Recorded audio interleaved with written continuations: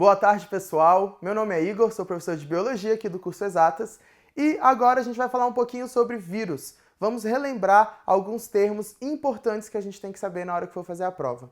Primeira coisa, características gerais. Os vírus, eles são acelulares. O que é isso? Eles não possuem célula, beleza? Eles também não possuem metabolismo próprio, ou seja, para esse vírus conseguir se replicar, para ele conseguir sintetizar novas coisas, ele necessita ser um parasita intracelular. Por isso que ele é obrigatório. Para ele conseguir se reproduzir, ele depende da maquinaria de uma célula. Então, uma característica leva a outra, beleza? Como que é a estrutura de um vírus? O vírus, ele é constituído por um ácido nucleico e um capsídeo. O capsídeo é essa estrutura proteica que vai estar em volta do material genético. Existem alguns vírus que possuem externamente ao capsídeo uma estrutura que a gente chama de envelope. São os vírus envelopados. Por exemplo, o HIV. O HIV. Não significa, gente, dizer que um vírus envelopado não tem capsídeo. Ele tem. Ele tem externamente a esse capsídeo proteico uma membrana lipoproteica que a gente chama de envelope.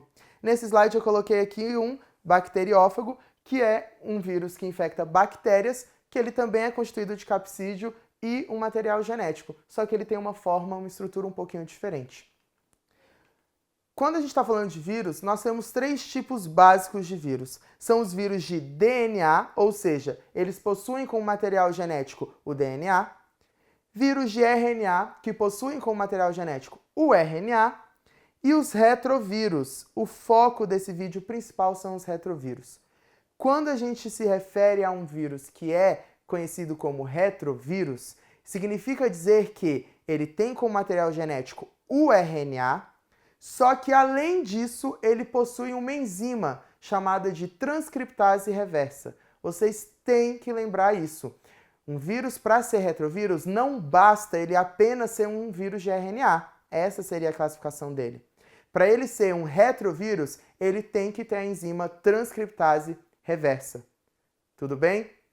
Quando a gente fala do ciclo de vida de um vírus, a gente pode dizer que ele possui ou um ciclo lítico. Lítico vem de lise, de romper a célula. Então é quando o vírus está ativo, produzindo, mandando essa célula sintetizar novas partículas virais e quando elas vão sair das células, acabam rompendo essa célula e a célula morre.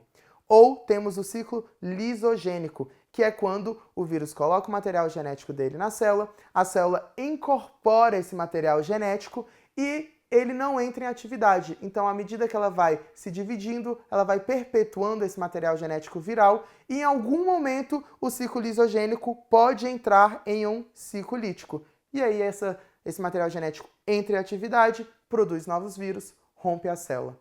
Beleza? Fiquem ligados nisso, tô de olho em vocês, hein? Retrovírus tem a enzima transcriptase reversa.